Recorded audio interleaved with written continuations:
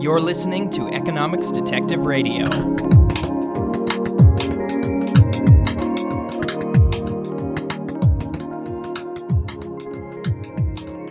My guest today is Lyman Stone. He's an agriculture economist at the USDA. He blogs at In a State of Migration. It's a blog on Medium. And he's the co-creator of the Migration Nation podcast. Lyman, welcome to Economics Detective Radio. Great, thanks. It's great to be on the show. So our topic for today is migration, something you've written, blogged, and podcasted a lot about. I think, like me, you've been interested in migration since before 2015. I think a lot of us had the experience that sort of a nerdy thing. You know, we all like to talk about studies of the Mariel boat lift and things like that, and nobody really wants to listen to us talk about migration issues. But then around mid-2015, it suddenly becomes the main front in the culture war, and everyone's talking about migration all the time, but not in the way we maybe would have liked. How's your experience been discussing migration with the general public? Yeah, so I got interested in these issues let's say before the current political climate was so heavily focused on them again. And my experience from the beginning has been that people have very strong feelings about all sorts of human mobility related questions and not a lot of interest in looking at evidence. And I think that's carried through. So really what I try to do, I mean, I have political opinions, fairly strong ones on a number of different issues, but I try and keep those sort of suppressed a little bit, and I kind of see my function in the marketplace of ideas as just trying to be a little bit of an arbiter of some of the information we have and just keep up with what does the latest data say? You know, what is the update that people need? What is the most relevant data to the question people have? And really just try and make sure that people are having these arguments and ultimately making policy choices about them have good information, because a lot of times the information people use on these issues is quite out of date because migration trends can change very rapidly. Yeah, I think one of the big misconceptions, and I think it's something that people have this same misconception about a lot of things, but one of the big misconceptions is that our current laws and institutions around migration are sort of eternal, or they're just the way that things have always been, or the natural way for things to be. Mm-hmm. But my understanding is that the sort of huge level of migration restrictions we have is more a creation of the 20th century. It's maybe a little bit over 100 years old now, but there were essentially open borders before that. Is that your impression too? There is some truth to that. It's a bit more complicated. Rules on who can move to the territory that is now the United States go back as far as there have been European settlers here. The earliest colonies sent people back to England because they didn't want them here anymore. We have deportations essentially from the earliest days. Now, not very many, but they do occur. They tend to fall off a bit by the late 1700s and early 1800s. And then we really get our first political debate about how immigration should be regulated in the Alien and Sedition Acts under John Adams, when the Federalist Party really tries to crack down on non-native born Americans in the young republic. Which is interesting because that was actually sort of a period of lowish immigration due to the Napoleonic Wars in Europe. Well, due to the Wars of the Revolution and then the Napoleonic Wars. But then by the 1830s and 1840s, as immigration begins to grow, really the front line of immigration policymaking is not at the federal level. States made their own policies. Your port of entry, I mean, yes, the federal government had the constitutional power to have a uniform law of naturalization, but in practice, they deferred a lot of that to states. So often states had a big role to play in deciding who could enter, who could stay, and how people would become naturalized exactly. So my home state of Kentucky intentionally made itself hostile to immigrants by the late 19th century, and made a series of regulatory choices to try and make it harder for immigrants to come there and harder to stay if they did. Whereas states like New York, obviously very rapidly, immigrants and the children of immigrants were such a large share of the voting base that they were definitely going to be ensuring open immigration. The first fully federalized immigration system really comes during Teddy Roosevelt, when he fully federalizes naturalization processes and takes the last pieces of state control over inflows into a federal system. But it's still essentially open.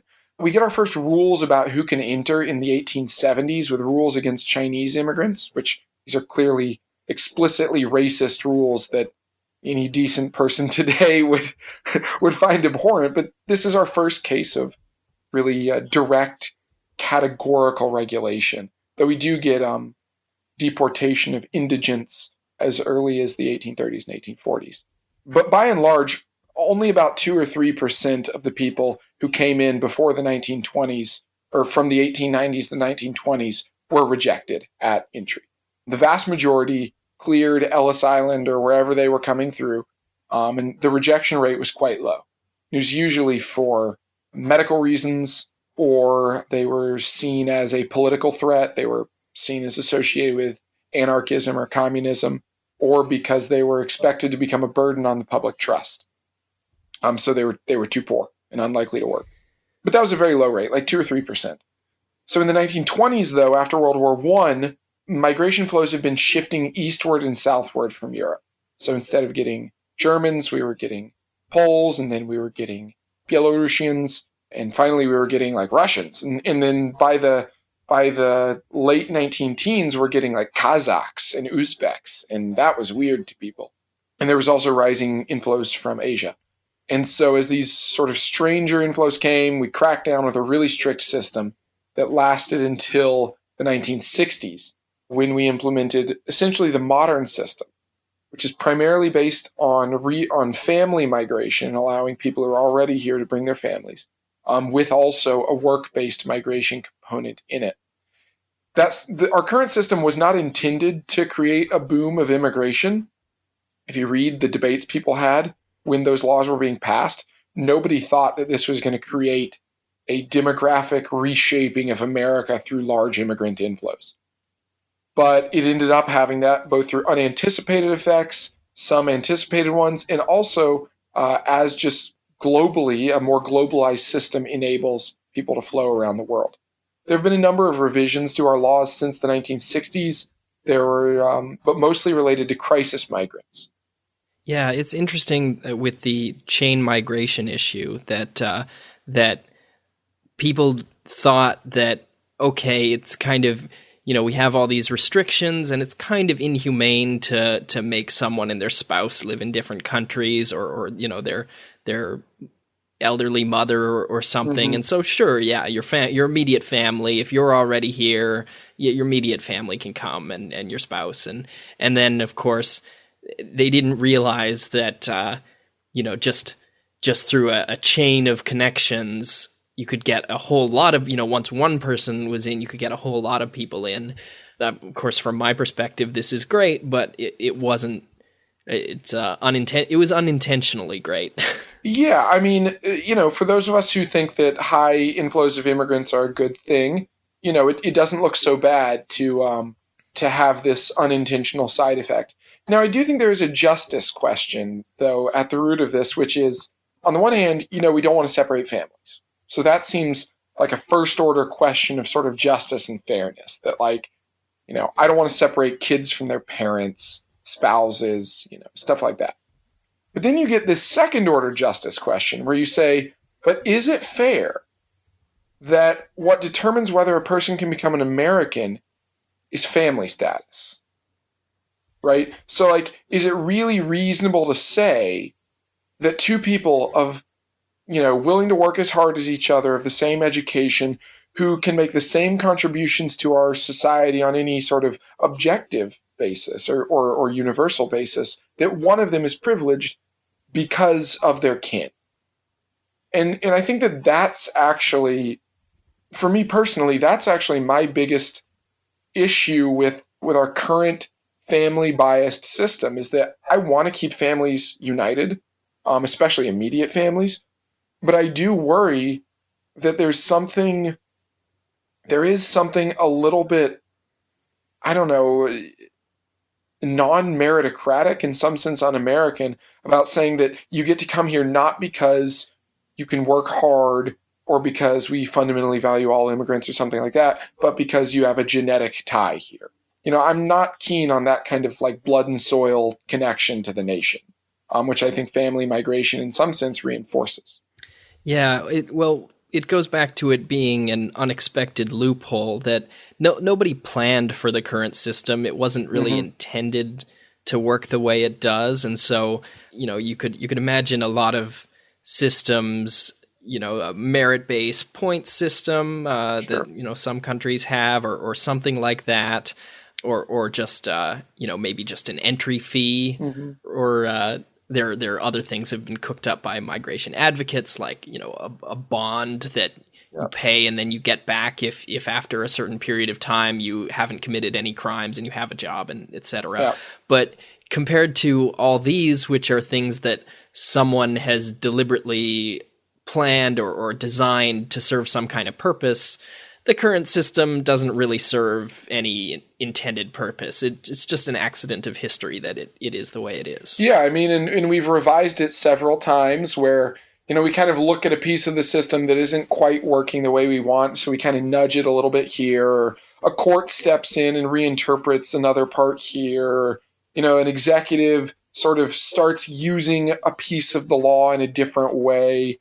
Yeah, our current system is not the product of, let's say, it is not the product of intelligent design. It is very much a natural evolution. Right, yeah, but not also, it's also not a natural evolution towards some clear end, like profit maximizing or something. No, it's just in every case, who knows where it comes from. What was politically exigent at the time that issue was sort of first salient. So one thing, I think what got me into the migration issue is, when we're talking about really big things, we talk about them in millions of dollars, and then really, really big things, we talk about them in billions, and only the biggest issues do we talk about in percentages of global GDP. And so and that's what people talk about migration in terms of. There are great papers by Clemens about just summarizing the estimates of just how massive the labor market effect of migration restrictions are. What do you think about those estimates? Do you think they're accurate? Do you think they maybe too simplified? Making big forecasts is always hard because you've got so many moving parts that you can't really know every possible effect.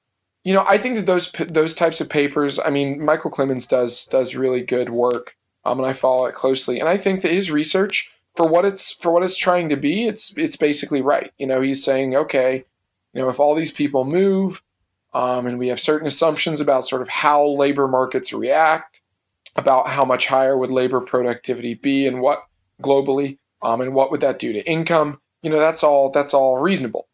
I think it's right. Now, the question is, if you move 150 million more people to the United States, do you get violent street riots where like 3 states secede and you get a civil war?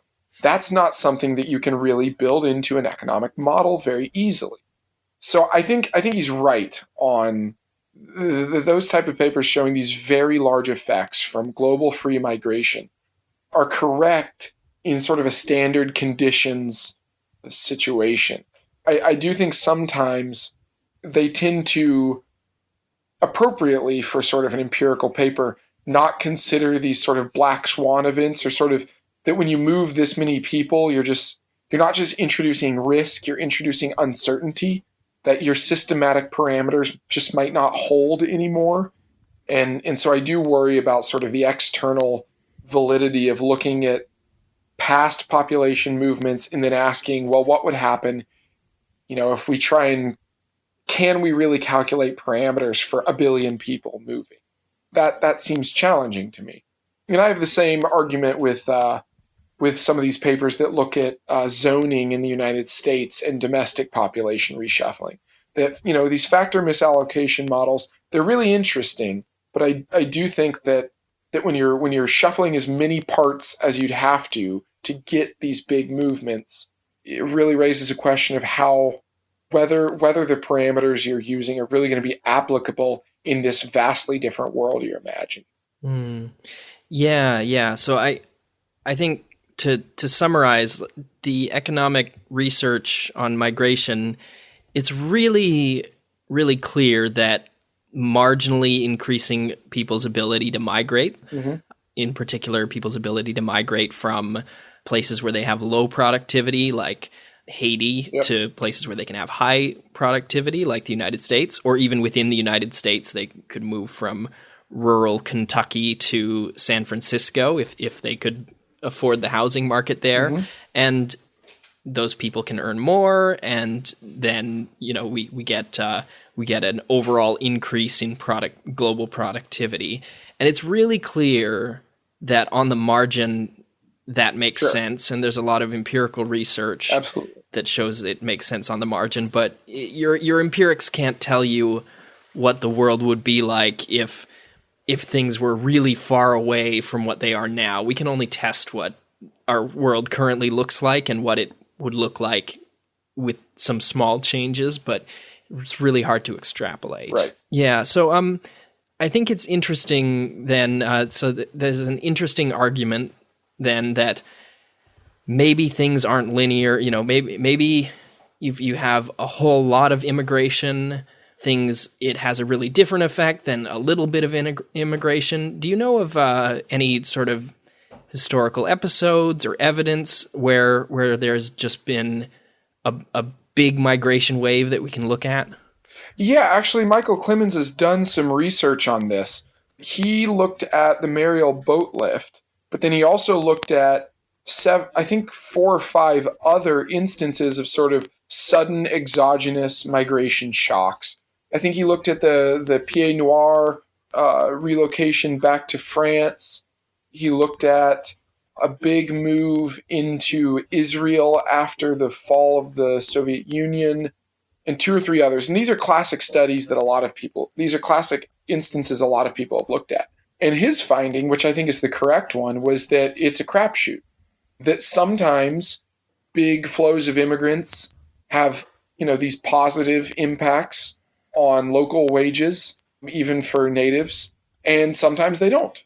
And that it's dependent on your method, and that it's contingent on a lot of different local factors, how the government chooses to integrate, the legal status of people, the local market conditions when they arrive, the extent of skills symmetry or mismatch or complementarity.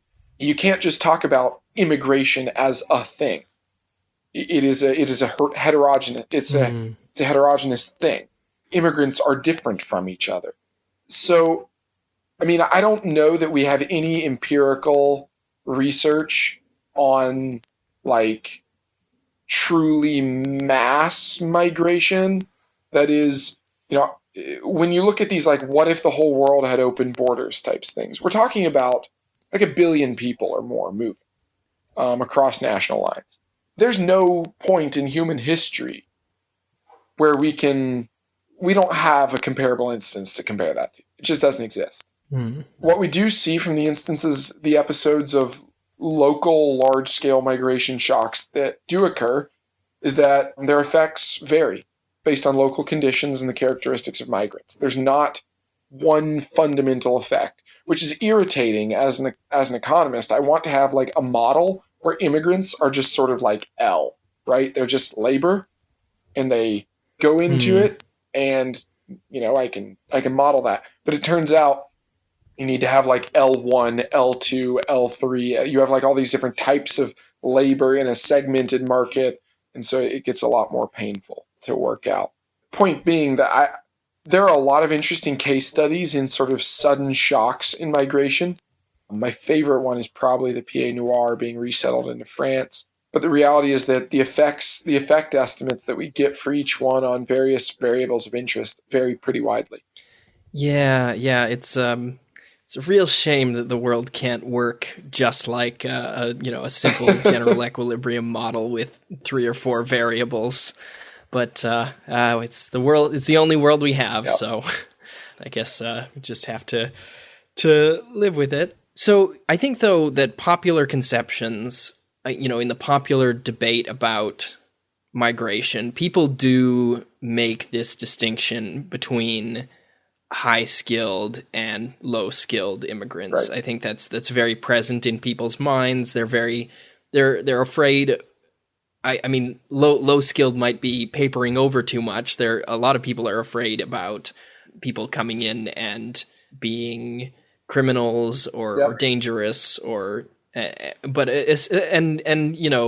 also just putting a lot of low-skilled labor into the labor market and maybe taking away jobs from native-born high school dropouts. Mm-hmm. But is that? Here's my sort of feeble rejoinder to that. Everyone has a comparative advantage, just from mathematical. It's a mathematical rule that even if you're very low skilled, that you still have a comparative advantage in something. And so even a low skilled immigrant brings additional productivity. They produce output and they sell that output on the market, and we're nominally better off unless you're directly competing with them. So is this distinction really something important that people should be thinking about when they think about policy, or is maybe it overblown? No, so I think that the comparative advantage story works as long as we're dealing with complementary advantage, right? So you mentioned as long as you're not competing directly with them. If you have the same comparative advantage as these low-skill immigrants, then you do lose out from them coming here. Now, the trick is that people's skills are not fixed. That is, this may come as a surprise, but when you came screaming forth from the womb, you did not have a degree or a set of skills. Now, you do have certain genetic inborn traits and yada yada, and I don't want to get into nature versus nurture, but the point is, we do observe empirically in the real world, in developed societies, that these skills that people have frequently, often, in fact, for the majority of people, change over the course of their career. Most people do not stick with one occupational category their entire life, right? So the question is, what kind of reskilling occurs? Now, conventionally, economists have usually sort of just assumed that reskilling will be efficient. That is, that reskilling will occur at such a pace that workers don't lose long-term real income. That is, if their current occupation is facing a lot of losses, they will engage in introspection and observe what other skill they could have that is no longer competing with immigrants, and so they can benefit from the lower cost of immigrant labor while they transition into a new skill, and they will bear the fixed costs of skill transition through a fully financialized market that allows them to hedge against future earnings, or to insure with future earnings. Like, that's sort of the model that underlies, that's the implicit model that underlies traditional economist thinking that even for the losers, immigration ends up being a net winner because they'll reskill and be better off. So the question has been, is that true? Mm-hmm. Is that what happens? And the answer is yes. People do reskill. There's abundant evidence showing that immigration shocks result in an upskilling of the native workforce. That does happen. It is empirical, it is observable, it is reproducible in a large number of different cases. However, it does not happen quite as fast as sort of our frictionless, fully financialized model would envision. People face liquidity constraints. People face credit constraints. People have imperfect knowledge of their own skills or aptitudes. People have geographical mismatch between where their new aptitude may be, all these different things. So in the real world, it takes time and there are real deadweight losses to this skills transition. And that's where you have to start saying, well, then to have sort of your economist's optimal immigration policy, you have to have some sort of adjustment help. You have to have a government that introduces an attempt to ease reskilling of workers. Now, the trouble is the government really, really sucks at figuring out what the skills are that people should move into. So, like, we've got trade adjustment assistance for people displaced by trade agreements, and it doesn't have a good track record because the government comes in and says, well, we think former dock workers should be X vogue occupation, but it turns out maybe those dock workers aren't really suitable for that. Maybe they should be something else that the central planner did not envision. So the trick is, whatever your reskilling policy is, it can't just be sort of like the omniscient central planner will decide what occupation has a shortage and retrain people for that. You know, you need market signals within that. But then if you allow market signals, you're allowing market pricing, which means the cost of your reskilling program is going to rise. So it gets very complicated. And it actually gets expensive. Managing an open system with a large inflow of immigrants, particularly low-skill ones, it sort of requires a fairly vigilant and, I would say, costly set of engagements by the government. Yeah, one thing people look a lot at the labor market effects of migration, and of course, yeah, it's true. Somewhat, if a whole bunch of immigrants with exactly your skill profile come into the labor market, you could lose your job, or the wages could drop below the level you need to maintain your standard of living, or your reservation wage, whatever it is, and you might take a long time building new skills, or you might maybe go on disability and not gain new skills, and go on disability, stay on disability until you're old enough to retire. That's sort of the worst case scenario, that you just someone who could be a productive worker just drops out of the labor force permanently. But at least there's this other side to it. There's the consumer side. So I've talked to friends who have lived in developing countries, and here I live in Canada. Here, eating at a restaurant is this big luxury. You can't do it too much. You'd put strains on your budget. But if you live in a developing country, I'm told the cost of getting someone to make you a meal is not very much higher than the cost of just buying the ingredients. And then with the, maybe you're not a super efficient chef, the time cost, it's just, I've heard from friends, it's never worth it to make your own food. And, and other things like childcare, people very productive, usually women, even if they're lawyers or, they have a PhD and they're, high earning, will drop out to when they have a kid to provide childcare themselves rather than hiring someone else. And that's a case of comparative advantage that many women who cannot, or again, mostly women, but men and women, many people who can't migrate could provide. You could have several more months of labor from high productive lawyers and PhDs. If they weren't providing their own childcare, you could have a few more hours of free time or labor from people if they weren't cooking for themselves.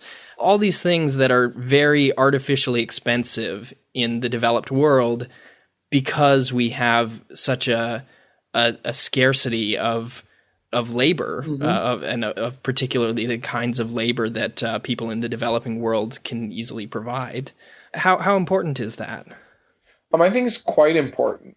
I mean, a big part of the classic economic story we tell about the benefits of immigration is that it keeps labor costs here somewhat constrained, which flows through prices. So having immigrant laborers means that the labor cost in, say, childcare or landscaping remains modest. And so more people can afford childcare and landscaping. And so the childcare and landscaping industries perform better than they would otherwise, generating higher profits, which will then, corporate profits we want to think of as ultimately being reinvested somewhere, which should yield a higher rate of economic growth overall, right? So immigration tends to, in sort of your classic model, tends to increase capital's share of national income. Now, there's some debate about how much that's really true, but it does seem to have shift income sort of up to at least to management, if not perhaps to capital itself. And on the whole, the lower prices do probably work out to a net benefit for the vast majority of people. A lot of the people who lose income or who lose, sort of counterfactual wages probably do make it up on the prices of, fast food products, retail, and all these other things, light manufacturing goods, all these other things where immigrants are keeping labor costs from rising as rapidly. I think, though, that there is that's sort of a catch-22. You can't, on the one hand, say, immigration lowers prices, and then on the other hand say, but it doesn't lower wages. Because the theory about how it lowers prices is that it lowers wages. So I think you can sort of either have a benign consumer effect and perhaps negative labor effect, or you can have a benign labor effect and no consumer price effect. I think it's a bit tricky to get a model that'll yield you from immigration falling prices and positive labor market impacts, say, on wages. The only case where that might be true is if immigration somehow enables a scale shift, or if immigrants bring with them better labor norms or better labor productivity or something. So, like, if immigrants are harder working than natives, you could theoretically get a situation where you have a positive wage impact and a positive price impact because you get a compositional shift in the hardworkingness of the average low-wage worker. So in some sense, you get higher productivity for same characteristic worker. But that kind of the only way you get that benign effect is if you assume that immigrants are just fundamentally better workers. Now, you talk to people who hire a lot of immigrants, and some of them will complain that immigrants are not very hard workers, but most of them will tell you that they prefer hiring immigrants because they're much harder workers than these, lazy white Americans. So, I mean, it depends on what your belief is about whether immigrants are exceptionally hard workers or whether they are not, or whether they're about the same as natives. I tend to think probably they're about the same, and most of people's views of them as harder or less hard workers are probably just sort of projecting largely sort of racial and ethnic assumptions onto workers. But I don't know, maybe they're a little harder working. It's possible. One story that made headlines was when, so a lot in the United States, many illegal migrants from Mexico take jobs as berry pickers. And one story that made headlines is after there was a crackdown on illegal migration, some fields of berries just went unpicked. The berries just rotted on the field because the cost of picking them with native-born labor was higher than the value of the berries themselves. So I think that's mostly a sort of short-term adjustment effect. You wouldn't expect people to plant those fields in the first place if they had correctly forecasted what the labor market conditions were going to be. But it sort of illustrates some of the things that just no additional native-born labor was employed in those fields because it was just too costly. And so at least in that case, it was just a pure loss to lose these immigrants. There's been studies of two studies come to mind. One was a firm-level study of H-1B issuances. So they looked at firms that had previously gotten H-1B visas, And then there was a change in the H-1B visa program that caused a lot of firms to suddenly and unexpectedly no longer be eligible for H-1B. So they asked those firms that lost H-1Bs what happened to them. What happened to those jobs? Did they hire natives to fill those jobs? And the answer is no, they didn't. Production fell. They just didn't do as much stuff, or they outsourced. And then there was another study that looked at deportations. And they looked at sort of a plausibly exogenous pattern of deportations. And they asked what happened in native-born employment in places with more or fewer deportations over this window of time they were looking at. And they found that places with more deportations actually had lower native-born employment at the end of the period. That is, that deportations, far from removing competition to native workers, they actually reduced native employment. I mean, the reason, of course, is that immigrants are not only competition in labor, they are also competition in consumption. They increase local demand for goods and services. So that was the reason for the deportation side of things. And in that case, their demand effect was larger than their supply effect. In the H-1B case, the important thing to remember is that firms can often relocate production elsewhere. They can also often substitute automation. Also, the average American white-collar worker, which is H-1B, is not actually being worked to the breaking point, so they can often extract additional productivity out of workers through intensifying workplace conditions. And so, I mean, yeah, you restrict immigration, you do get lower total output. Now, it's not totally clear always if that will be lower per capita output. I tend to think that restricting immigration will lower per capita output, but that outcome is a bit is a bit less certain. But yeah, certainly, reducing immigration will reduce total output for sure, 100% of the time. Well, let me restate that. Most of the time, like 75% of the time. There's probably weird cases where it won't do that. Yeah. You have to sort of think of a really tortured, thought experiment to find the one case where output goes down. One thing that's very concerning to me about the US system is that it's essentially there's very little legal migration, but there's just a ton of illegal migration, and people sort of freely flow in and out of the United States illegally. And that's, and from an economics perspective, usually we wouldn't make a distinction. Labor is labor, whether it's whether the person has the right documentation or not.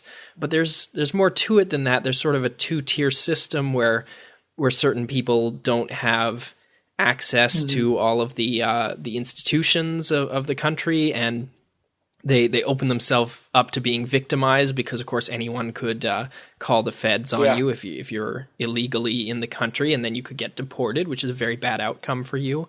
Do you also have concerns about that? Do you have thoughts about some of the problems created by this two-tier system? Sure. The first thing to note is that illegal immigration is very low right now.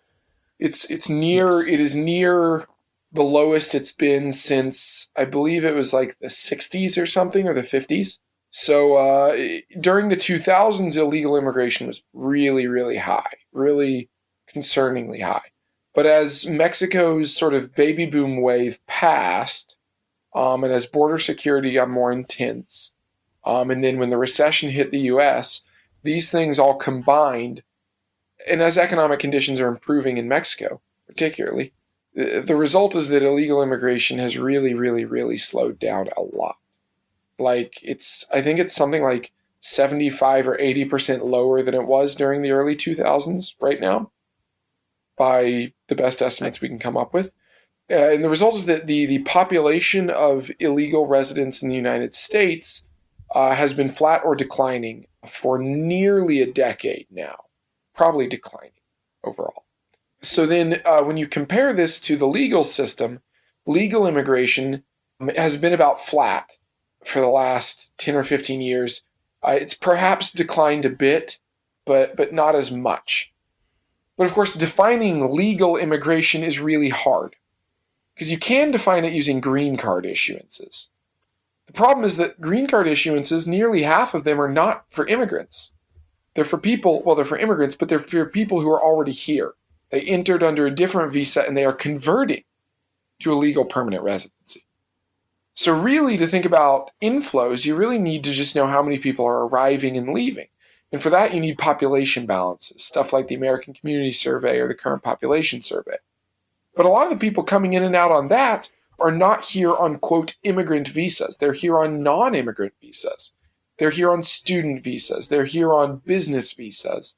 They're here on diplomatic visas. They're here on, all sorts of different visas, temporary protective status, whatever. And so these people are really a volatile population. They can rise and fall rapidly, and they're a big share of our international labor churn. But they're not directly managed by the, quote, immigration system. They are non-immigrant arrivals. So, and there's a large number of these. The number of the amount of legal international labor churn is vastly greater than illegal when you consider non-immigrant but still labor or quasi-labor visas. So that's the first thing to note, is that the legal pool of international movers is at least an order of magnitude bigger than the illegal. Then after that, you have to ask, well, are there two tiers between legal and illegal? And the answer is yes, absolutely there are. These are different labor pools, partly because there's selection bias. So the people who select into legal status are different than the ones who select into illegal. But it's also partly because of the rules, right? So illegal immigrants face very different working conditions. They're much more vulnerable to exploitation and illegal actions. They don't have the same bargaining power as legal migrants do. On the other hand, even among legal migrants, there are differences. H-1B visas they're practically chained to their desk. They are tied to an employer for their visa status. People on a student visa can do certain types of things, but not other types of things. People on a business visa can do certain types of things, not other types of things. It's very complicated. So really, each visa class is sort of its own segmented pool of international labor churn that I think in some sense we have to think about differently, which again just gets back to sort of your labor market model for immigration has to be it ends up not having very pretty degrees of freedom by the time you've specified everything you need to make it look realistic. Yeah, it's really concerning that depending, if you have a certain kind of visa, your boss could have the right to fire you from the country, right? Mm-hmm. If you're tied to one employer because of your visa status, they hold immense power over you. And I mean, I am a defender of markets, and I'm always telling people, if you don't, your boss can only oppress you so much because you can quit and go get another one. But at least in the case of people with these visas that tie them to a specific employer, their boss might as well be a medieval landlord. Yep. or a someone from a much more oppressive era of history, basically controlling you in very potentially unpleasant ways. Yep. Yeah. So one other thing that you've written about on your blog, and you got a lot of response to this. You wrote about the Great Baby Bust of 2017, how fertility in the United States is falling, and of course that relates to migration, because of course one of the potential proposed solutions to having a falling fertility is to replace immigrants from the womb with immigrants from the rest of the world. Yeah. First, what's happening to U.S. fertility, and how does that relate to migration? It's going down rapidly at an alarming pace. Probably within 2 or 3 years, we will be at record low fertility in the United States. It is not because women are desiring fewer children. Women's desired fertility has been gradually declining over time, but it remains far above accomplished fertility. So it's not that women just don't want kids. This is not sort of that. It's women who want kids not being able to have them. I mean, it's driven by a number of different factors, everything from economic conditions, political conditions, environmental conditions. It's driven by delayed marriage. It's driven by changes in the culture. It's driven by improved long-acting and emergency contraception, all sorts of things. But the result is that population growth is slowing and will continue to slow in the future, such that within the next 30 to 50 years, it is conceivable that American population could begin declining. Which, if you go to declining population places around the U.S. today and look at them, it is not necessarily a pretty sight. It's not pretty what happens to the politics and the culture and the life and just the lifestyle and the quality of living in declining places. And when the whole country is declining, what that means is most places in it will be declining places. And they will not be good places to live. And so that's a big concern. So people often say, well, can't we fix that with immigration? Can't we bring more people in that way? And the answer is to some extent, yes, we can. The trouble is that the number of people who want to move to the U.S. is not rising. In fact, it's kind of stable or falling. More and more people just don't want to move here. Their countries are getting richer and more prosperous, and they don't need to move. They're seeing that they have more options about where to move. It used to be Western Europe and the U.S. were only options. Now, there are a lot more countries in the world where you can make a good living. A lot of the East Asian countries, you can move there instead. Honestly, a lot of the middle-income countries now receive very large amounts of migrant workers who in the past might have wanted to come to the U.S. Democracy is spreading throughout the world. That's a wonderful thing, but it also means if what you're hoping for is democracy and free speech, you don't need to come to America as much anymore. There are more countries where you can have it at home. That's good. But the point is that migration is a limited channel as well. I mean, what we're seeing is that migration is not rising. Illegal immigration has plummeted, partly because of enforcement, but mostly because of the demographic transition in Latin America. And more countries are going through their demographic transition. Africa is going through it right now. It still has a while to go before it bottoms out, and we don't know where it will bottom out. But the point is that over the next 50 years, immigration is going to dry up as a source of inflows as well. And so we're going to get to a point where U.S. population really, really struggles to even break even if we have more liberal immigration policies. So on the whole, I mean, I favor higher immigration, but I don't think it's a panacea. I think it is at best a stopgap because the fertility of immigrants is falling too. And so we need to find a way to enable people, enable women in particular, to have the kids they want to have. People talk a lot about reproductive choice. We want to give women options and choices. And what they mean is they want to give women the ability to not have kids. And that's, I believe in giving women the ability to control their reproductive choices. I don't want to force people to have kids they don't want to have that they're not going to be a good parent to. I don't want to do that. I don't want to be forcing anyone to have pregnancies. At the same time, I think it's a bit hypocritical and ridiculous to say that you're for choice if you're not trying to do things to enable women to make the choice to have kids. We know that the number of women who are not having as many kids as they want to have vastly outnumbers the number of women who have more kids than they want to have. It's not even close. The number of missing kids, that is, kids women would like to have but they are not going to have, is now almost greater than the number of unintended pregnancies. But it's no one brings that up as like a women's issue.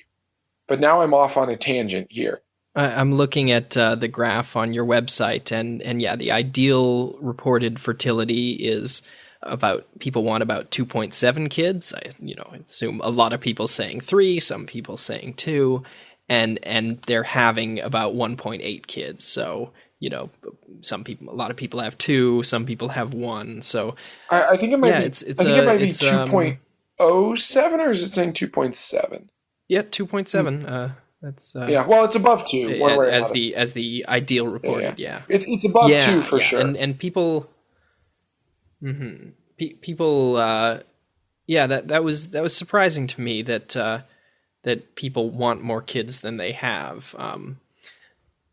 So that now we've sort of gone from talking about, just the huge gains that open migration could give or potentially give because of the economic benefits of moving people from bad labor markets, bad institutions to good labor markets, good institutions. But yeah, the other parts of the world are improving their institutions and their labor markets. And so it's sort of a funny turnaround to then be in a situation where you're below replacement rate fertility and you want lots of immigration and you can't get it, whereas most of recent history has been a case of lots of people wanting to migrate to the United States and not being allowed in for the most part. Right. So we're just about out of time. Do you have any concluding thoughts, anything to tie this conversation together, or anything that listeners should really know about immigration issues? Well, if they come away with one thing from this, I would hope that it would be not my sort of my opinions and my thoughts about how to model immigration questions. It would be to be well informed about what the actual facts are. Illegal immigration is very low right now. Legal immigration is not particularly high, and neither one of those is likely to change in the near future. We are not facing some monumental migration wave today. We're facing comparatively low immigration. That being the case, I think that should inform how we think about policy and what the risks are. Right now, our risk is not a vast tide of immigrants. Right now, our risk is very slow labor force growth. And so I think that sort of basic fact is an important thing to keep in mind when debating immigration. My guest today has been Lyman Stone. Lyman, thanks for being part of Economics Detective Radio. My pleasure.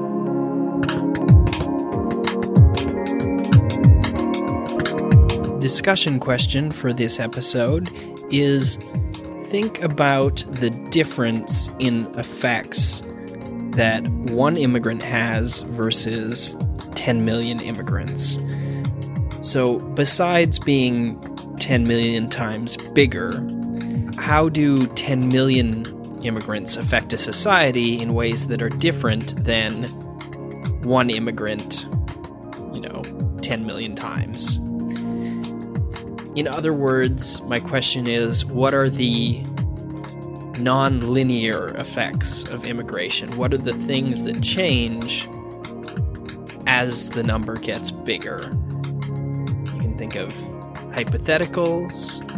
You can look at some of the examples we talked about in this episode. We talked about, for instance, the huge number of immigrants that Israel got after the fall of the Soviet Union, and other similar large migration waves. So yeah, that's the discussion question. And where do you go to discuss the discussion question? To the Facebook group, Economics Detectives. You can search that up on Facebook. It's a closed group, but if you request to get in, of course I will let you in. That's Economics Detective on Facebook.